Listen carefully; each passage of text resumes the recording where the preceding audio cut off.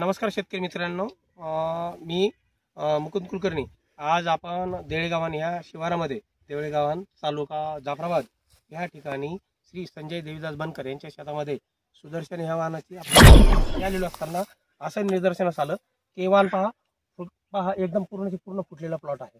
जर हे मागून जर दाखवलं तर पूर्ण प्लॉट फुटलेला दिसतो तुम्हाला। त्यानंतर ह्या वाहनाचे वेळेस लक्षात आलं की आम्ही ज्यावेळेस एक बोंडाचं वजन केलं, एक बोंडाचं वजन जवळपास साधारण 8 ग्रॅम पर्यंत बोंडाचं वजन भरलं। त्यामध्ये परत एक गोष्ट अशी आढळून आली की बोंडाची साईज मोठी असताना सुद्धा दोन बोंडामधलं अंतर फार कमी आहे याच्यामध्ये। त्यामुळे इंटरनल डिस्टन्सचा प्रॉब्लेम, परत पुन्हा काय अपर टू लोअर बोंडाची साईज सारखी आहे। त्यामुळे काय झालं की पहिल्या पिकिंग पासून तर शेवटच्या पिकिंग पर्यंत, आता तर खास शेतकऱ्याच्या यावर्षी 1 नाही तर 2च पिकिंग होणार आहे। पण ज्यावेळेस शेतकरी 4 पिकिंग करतो, 5 पिकिंग करतो, त्यावेळेस first picking to last picking, पहिल्या वेचणीपासून तर शेवटच्या वेचणीपर्यंत वजन त्याला सारखं भेटतं।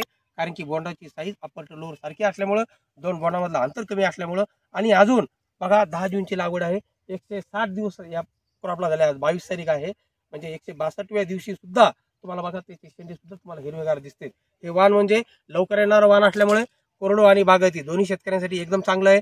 जे शेतकरी बागायतीमध्ये करीत असतील त्यांना कापूस काढून दुसरं पीक जर घ्यायचं असेल, कांदा गहू वगैरे करायचे, त्यांच्यासाठी एकदम चांगलं आहे। आणि जे शेतकरी कोरडोवाले शेतकरी असतील त्यांच्यासाठी तर हे वाण सुदर्शन हे वाण एकदम वरदान आहे, एकदम लवकर येणारं वाण आहे। त्यामुळं मी सगळ्या शेतकऱ्यांना विनंती करेल की निश्चितपणे जास्तीत जास्त हे शेतकरी येणाऱ्या हंगामामध्ये ह्या वाणाची लागवड करावी। धन्यवाद।